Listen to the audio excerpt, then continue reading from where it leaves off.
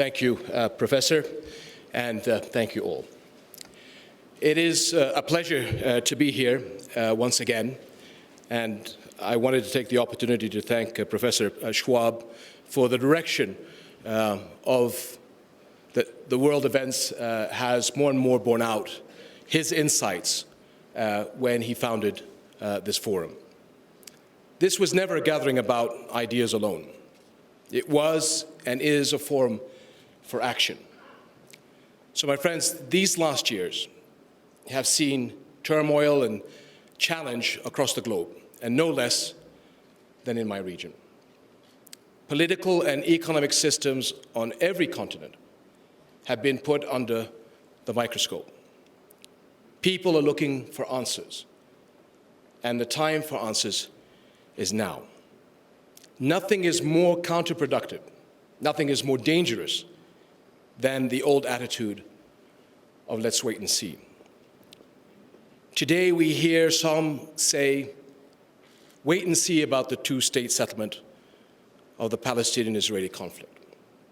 They say the times are too uncertain, there are other priorities, let's just wait. But today's unprecedented threats to regional and global stability and security don't wait. We hear some say, wait and see about the Arab Spring. They say there are too many unknowns, or they fear they won't own the game. But today, no one can afford to sit on the sidelines of change. Our citizens want their goals now, and that means moving forward together from the old status quo to a new dynamic, from protest to stakeholding, from self-interest to public interest. Thank you. We hear some in the West look at the transformations in the Arab world and say, let's wait for the dust to settle.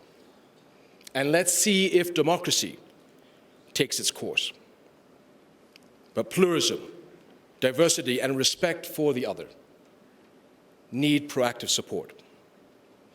If those who are striving to do the right thing are left to stand alone, yesterday's oppressive regimes may simply end up being replaced by new, possibly worse oppression.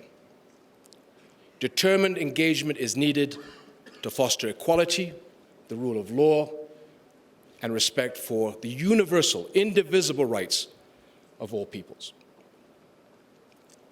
Last, we hear some in the global business community say, we will wait and see.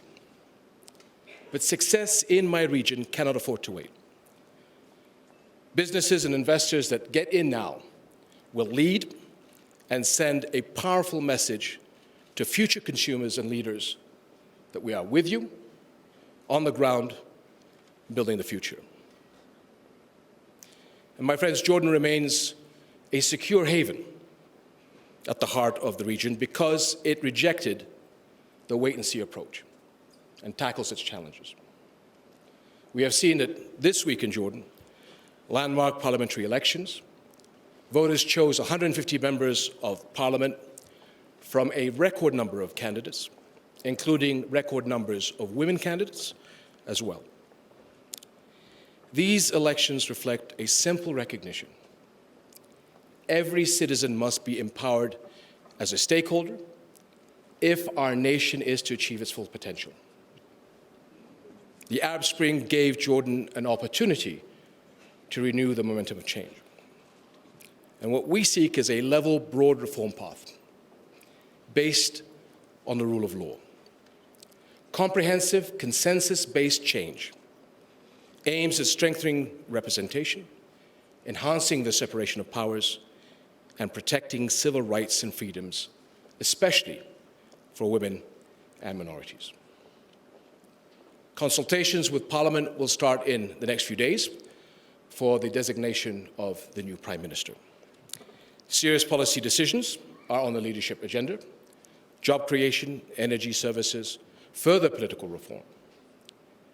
But I want to say that in the most profound sense, it is our citizens who are the first leaders.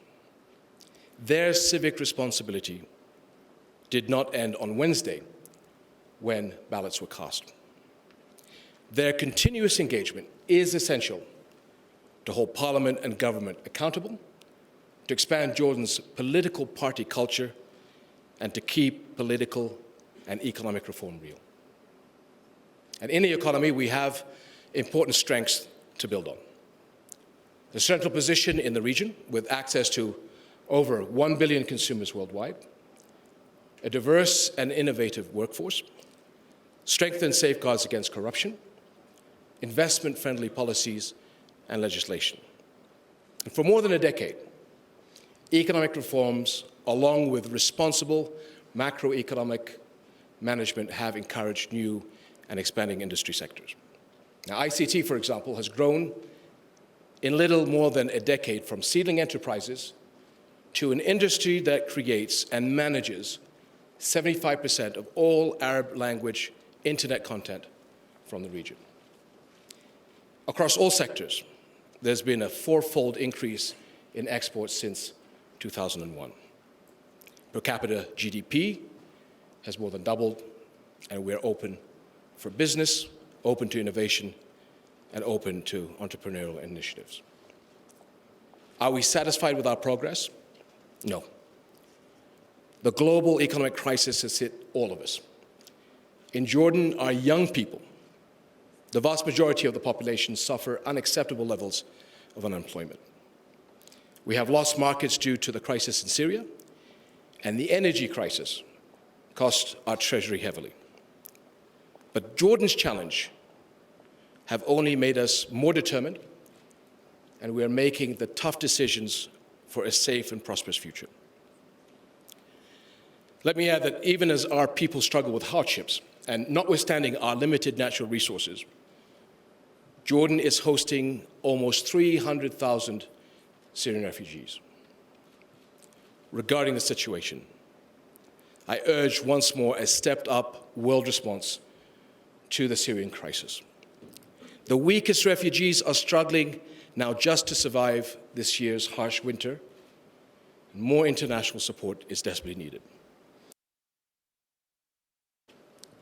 Also, the international community must come together now decisively to end the bloodshed.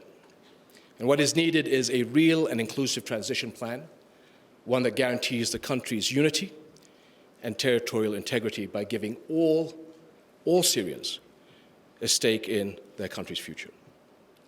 Anything else invites fragmentation, extremist power grabs, and more conflict and instability, with a disastrous impact on the region and world. Let's not wait and see. The time to act is now. My friends, the entire world is watching our region move into a new era, and a critical shortfall at the heart of the region remains the continued denial of Palestinians' right to their own future. For decades, Jordan has taken risks for peace because we know that the risks of continued conflict are much, much worse. In my region, long-term security demands an end to crisis. However, people voted in this week's Israeli elections.